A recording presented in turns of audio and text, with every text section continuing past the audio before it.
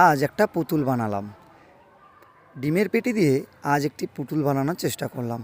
নমস্কার বন্ধুরা, আমি সৌরভ। নতুন কিছু সৃষ্টি করতে সবসময়ই ভালো লাগে, তাই আজ ভাবলাম কিছু করা যাক। আমার ছাত্রছাত্রীদের নিয়ে আজ ওদের শেখালাম ডিমের পেটি দিয়ে কিভাবে পুতুল বানানো যায়।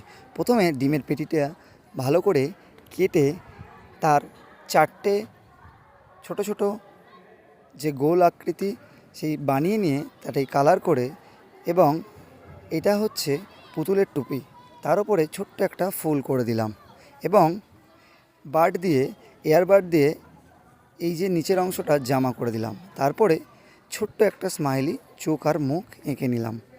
এঁকে নেওয়ার পর একটি সুতোর সাহায্যে সেটিকে সুন্দরভাবে জুড়ে দিলাম।